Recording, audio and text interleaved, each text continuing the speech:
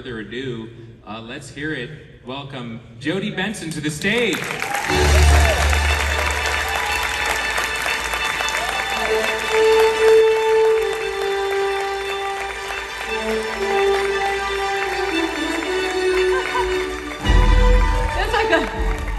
They're playing like Chariots of Fire, and I was kind of like, am I going to do a Chariots of Fire? That's a Just long do slow motion. walk. That's a long walk. As many times as I've performed and sung and hung out here, have a seat. Have a seat. At the Fantasia Ballroom, I forget how far this backstage is to the actual stage. Hello, everyone. This is so much fun. Look at everybody's phones go up. You know what I love about this, though, is, obviously, Walt Disney World. I'm sorry, I'm just like taking over your show. You probably have things that you want to say. They're here to see you, not us. It's like, it's so fun to be here. Disney World is like a second home for me, and this stage and this ballroom is like a second home because I've done over, I don't know how many events I've done and how I've sung here and performed here. But what makes it so special is that you are all here for Give Kids the World Village. So that just makes me super, super happy because, to blend Disney with Give Kids and our village is just, oh my gosh, it's like heaven. So yeah, I really, really appreciate all of you participating and coming out to support the village, and that we get to be part of this day, these next couple days together. And look, there's my picture. I'm just gonna stare at myself for the next, oh, there she is, hello. So it's awesome to be here.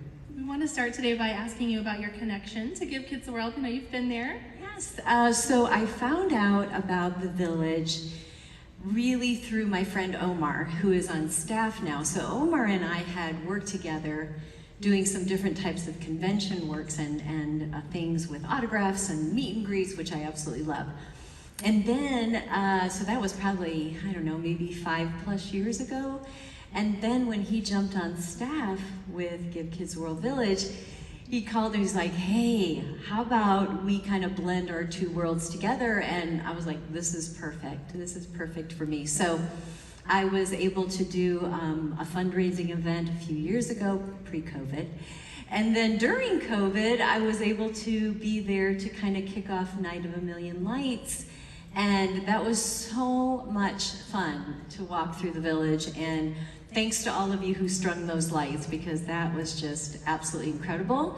And I'm looking forward to this year. Hopefully I'll be able to come back down and participate in that. So yeah, I'm really excited that I've been able to be a part of their world and a part of creating, I know I had to go there, and a part of actually being able to send families there. So that's really neat. Like when you know that you've been an integral part of sending a child and their family, oh my goodness, it's really magical. Yeah. Just had a moment, Jodi Benson acknowledging the Give Kids the World volunteers.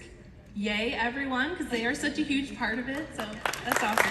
Volunteers, yay! So, of course, you are the voice of Ariel, the Little Mermaid. But tell us... Can I tell you a story? Yes, please. Can I tell you a funny story? Kylie, are you here, Kylie? She's a Disney cast member. She must be out there. Okay, I have to tell you this very funny story. I do, she's precious. I think she's out in the hallway somewhere. Probably too ashamed, too embarrassed to come in. So I'm using the ladies' room before I come here to see all of you. And I'm washing my hands, and there is a precious, precious cast member who is working so hard at cleaning the countertops. Just adorable. And she stops, and she's behind her mask, and she says, "Excuse me, ma'am, but does anybody ever tell you that you look a lot like Jodi Benson?" I wish you were here, Kylie. You can hear my voice. I told you to come, so get in here if you're out there. So I've done two different things, I have to be honest. There have been a handful of times that I have said, you know what?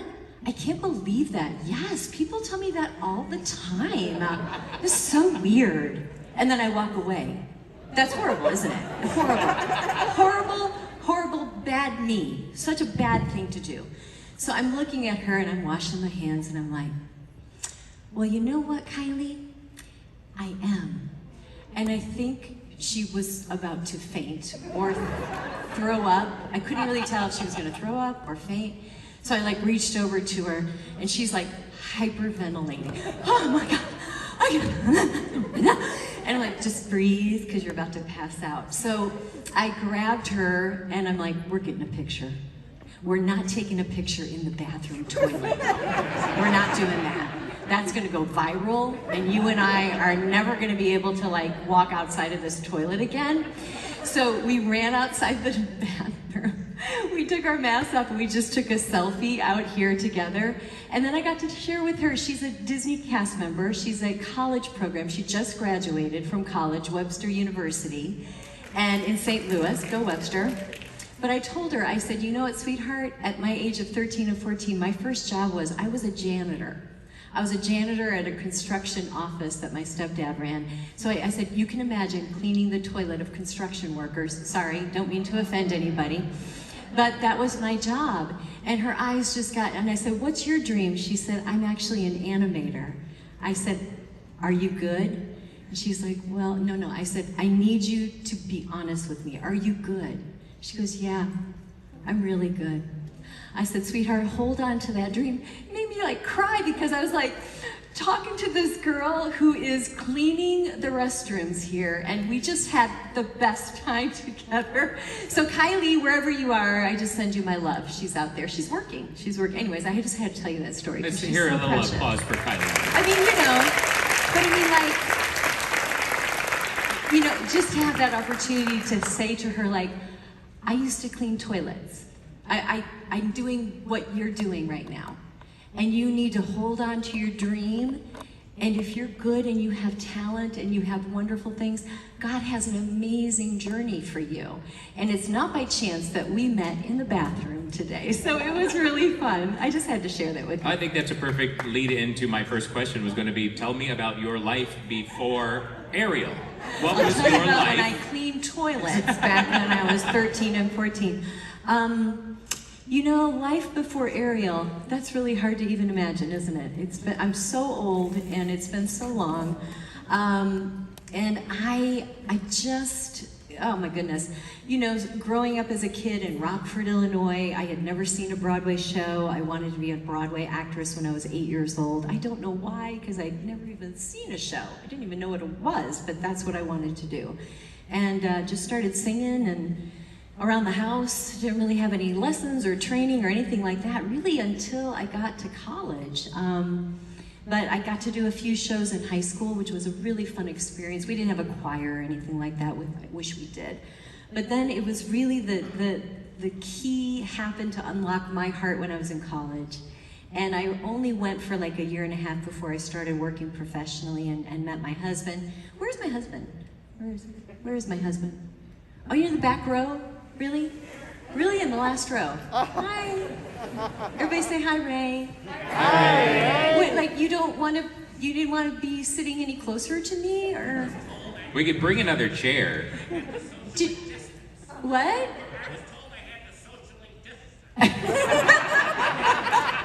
You are very socially distant from me, honey. How many years have we been married? 37 and a half. Okay, the reason why I ask him is because I don't know. No, I don't. And every time I'm on stage, if somebody asks me that question, I'm like, oh, please don't ask me that question. Please don't ask me that question. And if I say the wrong answer, guess who shouts out the right one from the audience? But now you're all the way in the back row, so you're gonna have to stand up and like use your big boy voice.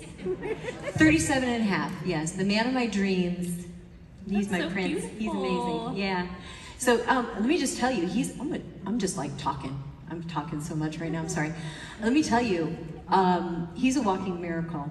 He just had quintuple open heart bypass surgery on Valentine's Day 2020, and he rides 50 miles a day on his road bike, 5,000 miles a year, no symptoms whatsoever, and they just found it in a regular checkup. Is that a miracle or what? So I'm happy you're alive. A walking miracle. That's incredible. So then leading up, more follow-up question to that. You're going to try to stay in a program. You know I talk stream of I consciousness. know. I'm steering, you know, I'm bobbing, I'm you weaving just got to with you. go with me, babe, because really when I get up here, my mind just, ooh, I'll just start talking about anybody. Sorry about that. No, not at all. So you, before Little Mermaid, you did work with Howard Ashman.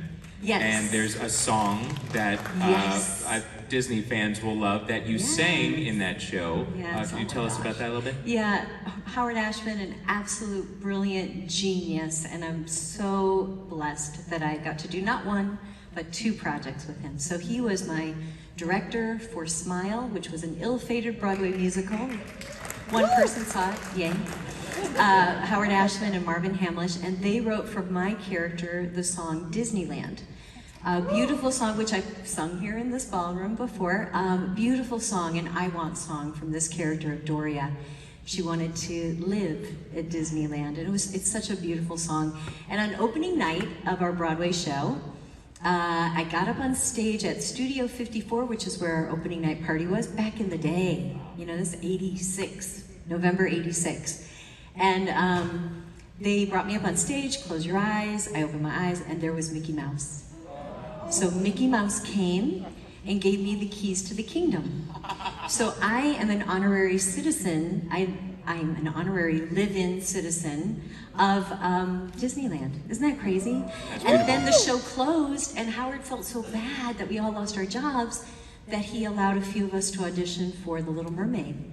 And of course, I'd never been behind a microphone before. I didn't know what I was doing. So I thought, never in a million years am I going to get it. You know, this is crazy. And a year later, I get the call that I'm Ariel. And I was like, what's an Ariel? I mean, I had totally forgotten about the audition. And I really thought that Howard had a lot to do with it, but he said he didn't. It was really all the powers that be at Disney and our directors, Ron and John, that listened to the tapes, made the selection, and Glenn Keane started animating, and Mark Henn, and you know, and here we are, that we're sitting here all these years later talking about it with all of you, blows my mind. Like if you asked me back in 1985 when I started as a Disney cast member, are you gonna be talking about this in the year 2021? I'd be like, no, we're never gonna be talking about this again. Do you want to talk to us about the movie making process and how you recorded and all that? Yeah, let me ask you guys this, ladies and gents, this question. So how many of you think that we do the animation first? Raise your hands. The animation first. Oh, this is a smart crowd. Okay, one. How many people think it's the voice first? There you go. You are all well-trained Disney fans.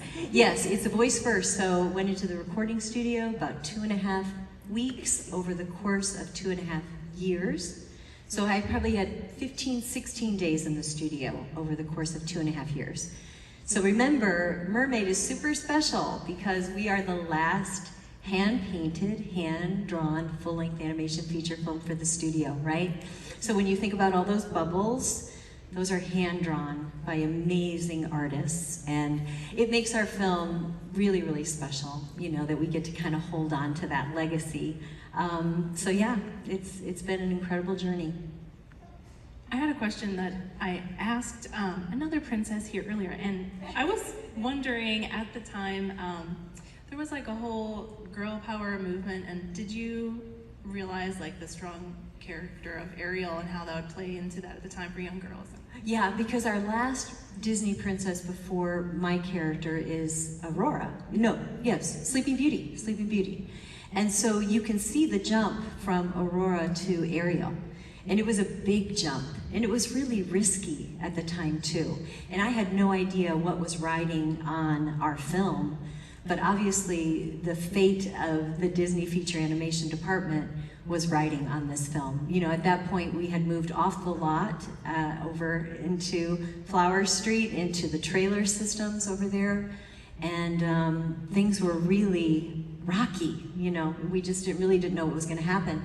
So I had no idea the pressure that was on this film to make this transition into what we now know as the second golden age of animation. So it was just an unbelievable ride from and journey from the first day of doing a read-through like a Broadway musical And we were all sitting around the piano with, you know, Alan at the piano, we've got Howard, and they're singing the songs to us, and then we're singing them back to him, because all that I knew to do was copy and imitate Howard. That's what I did. I imitated Howard. So he played all the characters. And what we did is we were smart, and we just followed what Howard did. He made our job really easy.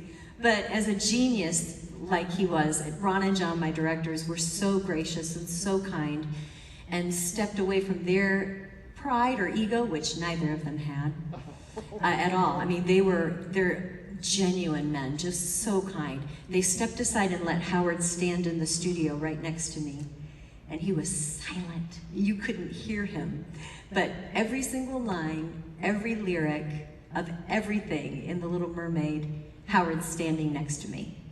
It's such a perfect memory for me, and it really pays tribute. So, you know, anytime that I'm talking about Mermaid, and same for Alan, it's all Howard. You know, he is the one that brought Alan on the project. I mean, that was his partner. So it's like, Howard's like, you get me, you get Alan too. So they really didn't need to think about looking at another composer, because they were such a dynamic team. In the process of making the film, because it takes years, and about how long from your first recording session till the final one was that process? Well, the whole film was 2.5 years, and so I started the first week, and I probably had 5 or 6 days in the studio to lay everything down. Then I went back maybe 6 months later for some basic rewrites when it would have just been, you know, pencil sketches at that time. And then once the film was animated, I went back in for another 3 days before the final release, and that would be considered ADR, which is additional dialogue recording, which is basically lip syncing to myself, matching to the picture. And that would be where, let's say we didn't get the right interpretation of a line, and we didn't have it saved up from 2.5 years ago, then I would go back in and lay down new interpretations of those lines. But this time, I would be watching a screen and breathing and matching to her mouth. Wow. So it doesn't sound like too much changed in that time, because you only went in for very minimal. No, yeah, I mean, Howard and Alan's score was so solid and so perfect. We did not change anything on the song. Wow. In fact, really, I would say for the most part of your world is a one pass, meaning it's a whole performance. They may have punched in a couple of things from something else, but it was really important for Howard, and it was really important for me. It's a monologue that happens to be put to pitch. And the only way to interpret that monologue is to do it in real time, all the way through. And that's a theater quality, that's a Broadway thing. And the other thing about it is that it's not perfect. It's not a perfect pass. I have some notes that are flat. There are some breathy notes, there are some rhythm changes. It is not a perfect pass, but it's a perfect pass for Ariel in the reality for you to be able to believe what she was going through at that moment. It's real. Yes. It's not. It's real. That's exactly right. Yeah. It is not overproduced. It's definitely, and that was really important to Howard, especially for part of your world to be as authentic and as vulnerable, and to not be like a recorded song that was pieced together perfectly, you know, or auto-tuned. So it needed to be real. The irony is, it was perfect to me. Well, it's perfect for Ariel's story, you know, But for me as a vocalist, sometimes it's hard for me to listen back to it because, you know, I'll be going, ooh, a little bit pitchy, you know, or something like that. I'm kind of judging it. But that's why I didn't go in the booth. I'm like, no. You've got Howard in the booth. He's 1,000 times more of a perfectionist than I ever will be. I do not need to worry. So like, do you want to come into the engineer room and listen to some passes? I'm like, no, you got Howard, you're good. Because I'll make you crazy. I'll go back and do it like 100 more times. But we didn't do the song that many times. You know, people would think, oh, did you make like 50 passes or, you know, 75 times? I'd be like, no. You know, I mean, we may have done a good 7, you know, here or there, maybe 10 at the most. And then maybe pieced a few little things together, but. And since then, you have sung it literally countless times. Every day, 3 times a week, 4 times a week since 1986? 86? I think my higher date is 86. Maybe it was in the studio 87. So you do the math. Yeah. You do the math. I wanted to invite everyone to take out your recording device if you would like to, because I wanted to ask you if there are, also if you have questions, we're going to take questions in a few minutes. Yeah, we're doing questions. That's right, we're doing questions. Yeah, You guys in just a can- couple minutes, we're going to hand it over to you guys. There's There's mics over here on either side, so Good. just get those questions stewing. So maybe to wrap it up with us, I wanted to ask if there are any lines that are stand out to you that people ask you to say and are just delighted to hear. Yeah, I think the lead-in, and there's a couple different varieties of the lead-in to Part of Your World, but maybe he's right. Maybe there is something the matter with me.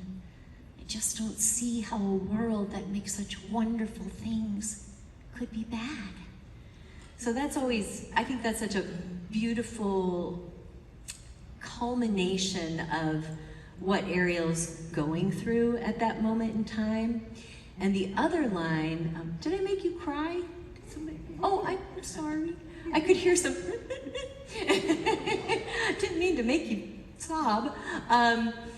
The other line, it's funny, but the line that was so difficult for me to record, and then I had to come back and do it before the movie came out, was, I love you, Daddy. It was impossible for me to do that line. And I realized, oh, I get teary when I think about it, but my dad left when I was 11, and I did not have a relationship with him, you know? Even until the day he died. I was with him when he died, and it just, you know, due to his mental illness and all sorts of issues, I didn't have my dad at my wedding. I didn't have a daddy-daughter dance. I went with other people's dads to those types of things. And on my wedding day, didn't have that father-bride dance, you know? And so when it came time, you know, I'm like, oh, I'm good, I'm gonna say this line. And I couldn't do it in the studio. And Howard was like, are you okay? I'm like, I can't do it. I just don't think I can do this. I can't get through this line without crying. And he's like, that's okay, just take that emotion, and let's just walk through this together, you know? And so that, you'd think that those precious couple little words would have been no big deal. But for some reason, I just couldn't do it. So we had to come back towards the end of the film and do it again. And it's just, you know, just one of those things that's always precious when I see the movie and I think about that at the end. And, you know, I get like, you're supposed to relate to your character in all these different ways, and I couldn't relate to Ariel in that moment. You know, like hugging your daddy and having that. But Howard was like, there's ways that you can have that, you know, without having your dad here. Like, if you could have that moment, what would it look like? And I thought, oh, that's a great way to look at it. I need to like change the script. I need to flip the switch on the way I was feeling. So yeah, so those are probably two, you know, really sweet lines. And I always like, oh, Flounder, don't be such a guppy. I think that's just the funniest line. And of course I had to do that one like 50 times because I just thought it was so funny, you know. I'd be like, let's just do it again. Let's just do it again, you know. Oh, Flounder, don't be such a guppy. Oh, Flounder, don't be such a guppy. Flounder, don't be such a guppy. And so I'd be like 50 different ways, and they'd be like, they'd push the button like, Jodi, I think we have that. Jodi, we have that line. I'm like, I know, but I like it. I just want to do it again. Well, thank you for sharing those very heartfelt, very meaningful stories. Thank you so much. Ladies and gentlemen, it is now your opportunity to grab a microphone Yes. and Microphones. ask some questions. Now, oh, they have to keep their masks on. That's right. Okay, so with the mask thing and the questions, I'm gonna do my best to hear you. You guys help me interpret. We'll reiterate. Okay? Yeah. You look so pretty. Which way do we go first? We'll start over here.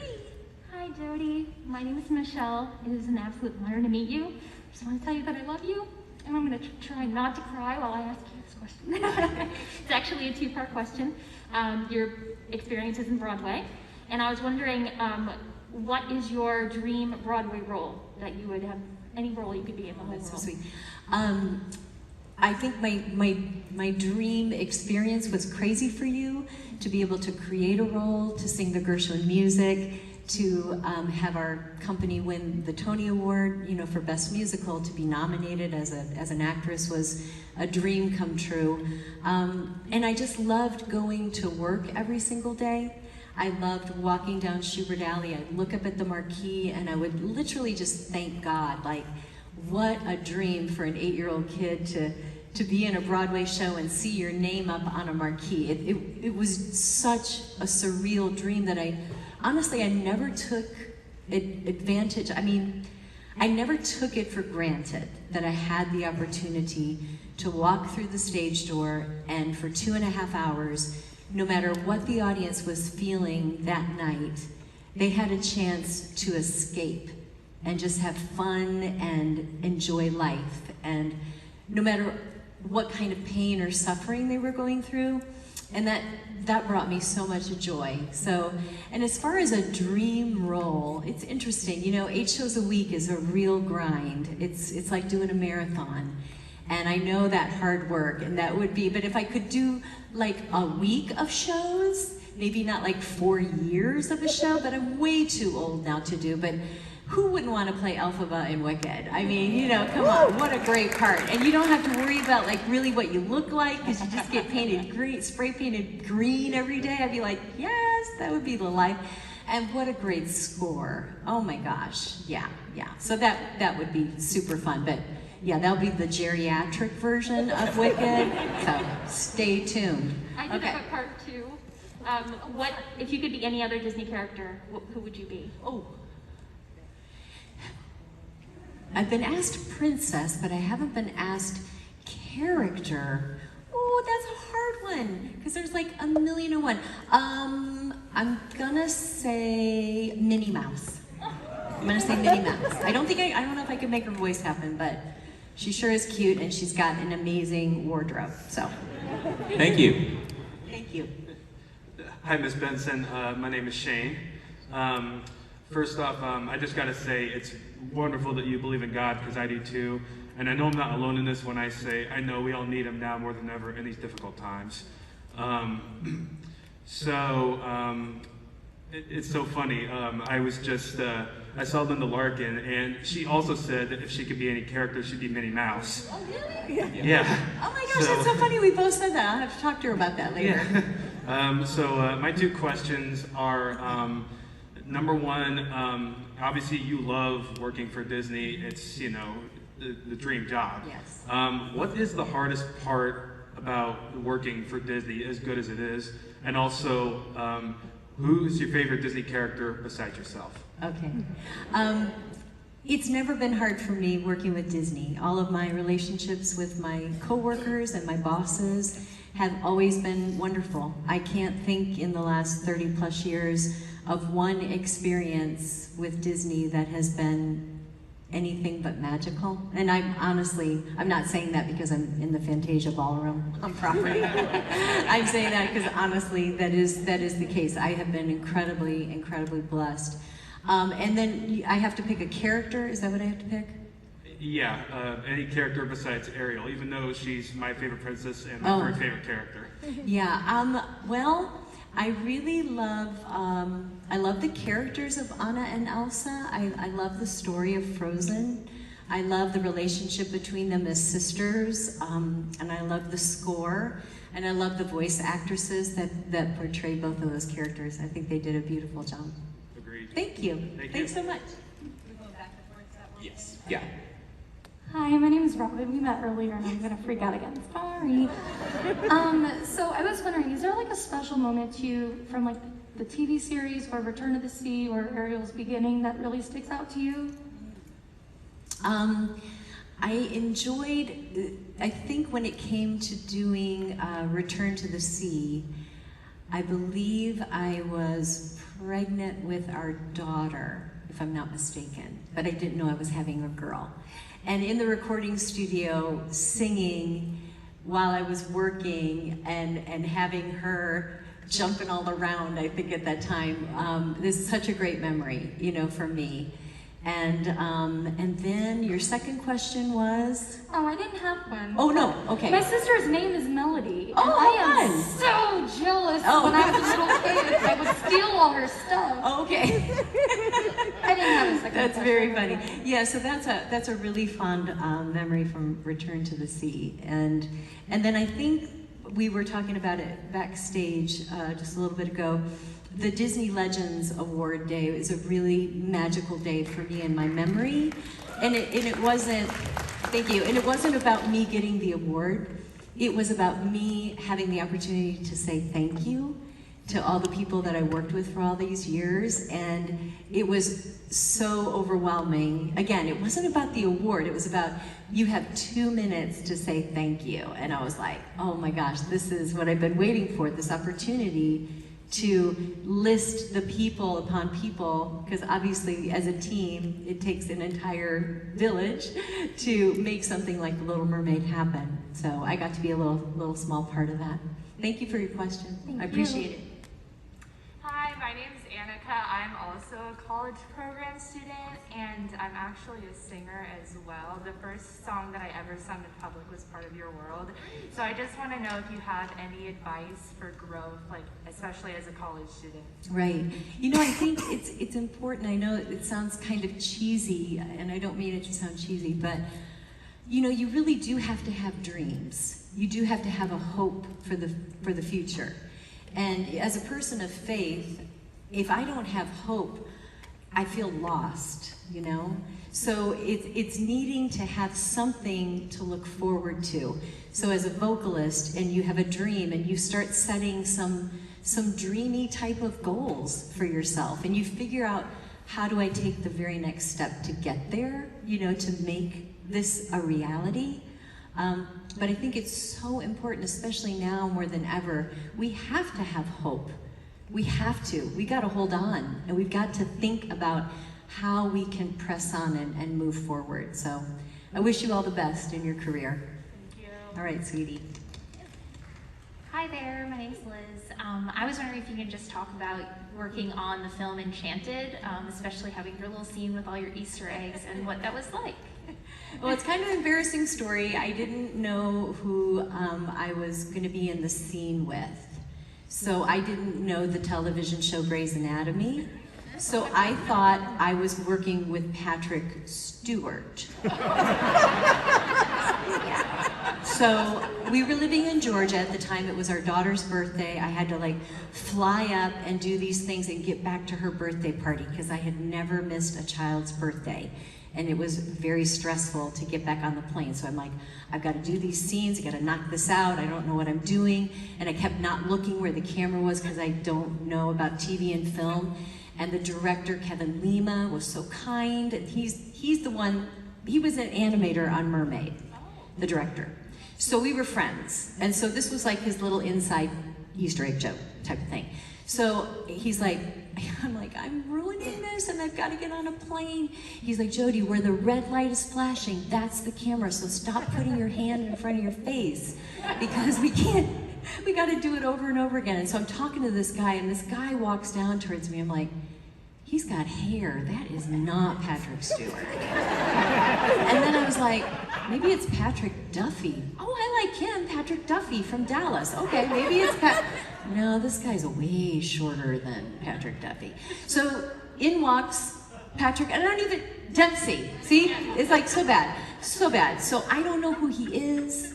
And I just am like, I gotta get back to a birthday party. And we're filming in this glass building in Manhattan. And it's like 40 stories high of glass. And I look up and there's women with their faces pressed against the glass, looking down and waving and pointing. And I'm looking up and I'm looking at him. I'm like, what is going on? He goes, oh, I'm so sorry. They're my fans. And I'm looking at him going, oh, okay, they're your fans. They're your fans. And I said, so I'm like, so this is like the best Jodi-ism ever. I'm sorry, so like, what do you do? Like, what do you, and he was so calm. He was like, yeah, you know, I'm in this show called Grey's Anatomy, and blah, blah, blah. He was really cool. I was like, oh, okay, that's good. I said, do you think like, maybe we could wrap this up because I got to get to my daughter's birthday party. And he's like, oh, I've got kids too. So we started talking about kids. I'm like, okay, let's get on with filming. But we chit-chat, and he was so kind and so friendly. But I never told him the story that I was thinking it was going to be Patrick Stewart. And don't tell him I said that. It's really bad. All right. Thank you. Thank you so much. Yes. Hello again, Jodi. Hi. You probably know me many times. Yes.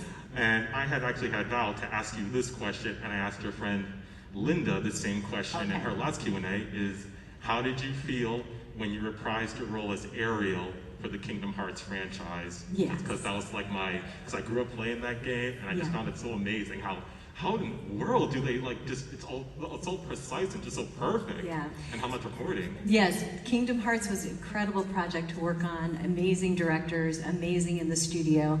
And like you say, it's precision. And they just knew exactly what they wanted. And it was great because they let us bring our authentic characters, and they trusted us. You know, for those of us that have been around for a long time in our characters, and they let us take the lead with the script, which I think was really helpful. So thank you so much for the question. Yep. It looks like we have one last I think, question. yeah, Did you see that? Question? Oh, yes. Is that a French way to say question? We have time for one more question. Oh, one more question. That's what it says underneath it. Which way? You have to pick. Over I'm not here. going to pick. Hi, my name's Brandon. If you could do any role in the Walt Disney Company for one day, what would you do and why?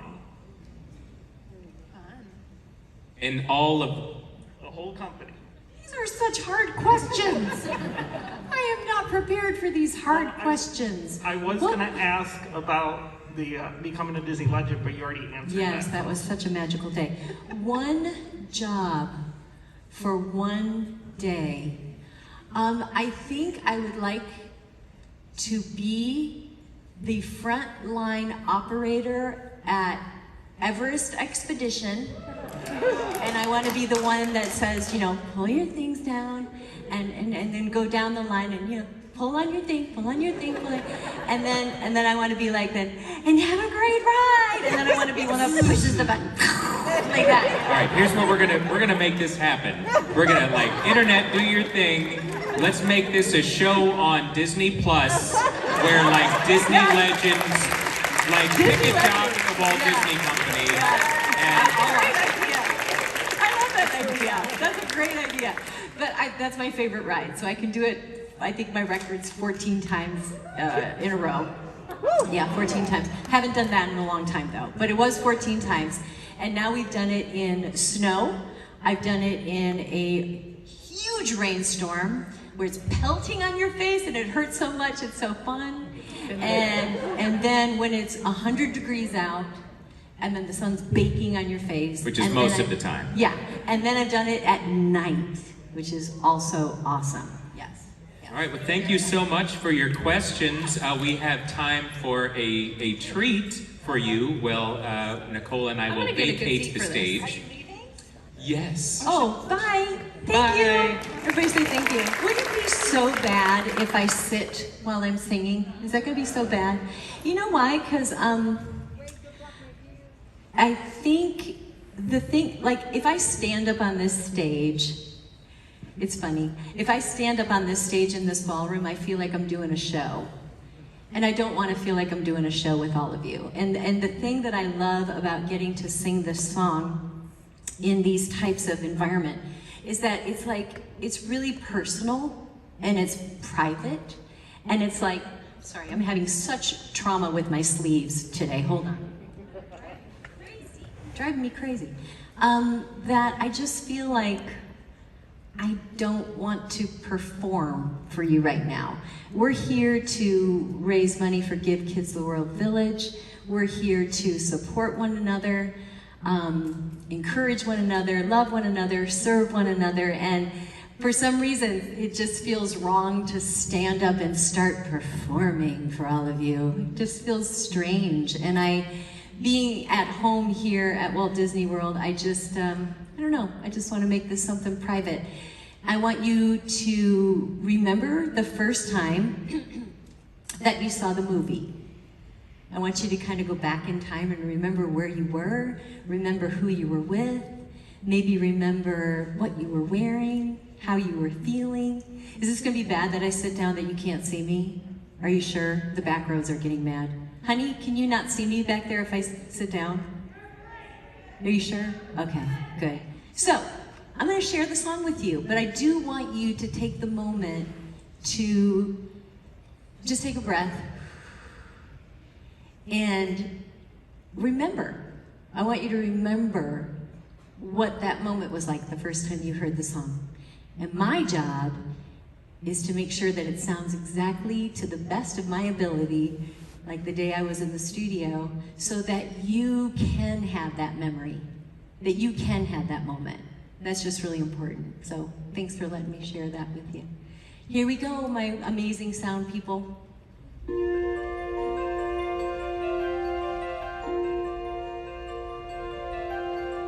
Look at this stuff, isn't it neat?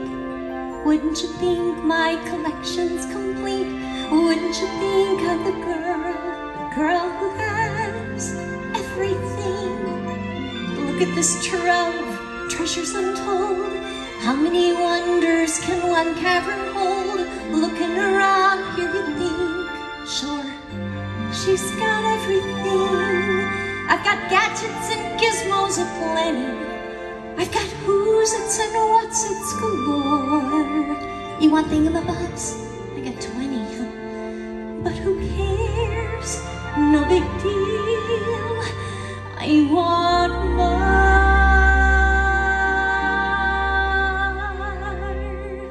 I wanna be where the people are. I wanna see them dancing, walking around on those, what do you call them? Oh, feet. Flipping your fins, you don't get too far. Legs are required for jumping, dancing, strolling along on a, what's that word again? Street. Up where they walk, up where they run, up where they stay all day in the sun, wandering free. Wish I could be part of that world. What would I give if I could live out of these waters? What would I pay to spend a day warm on the sand? Bet you're on land, they understand that they don't reprimand their daughters. Bright young women, sick of swimming, ready to stand, and ready to know what the people know. Ask them my questions and get some answers. What's a fire? Why does it? What's the word? Burn. When's it my turn? When I love to explore the shore above, out of the sea. Wish I could be part of that world.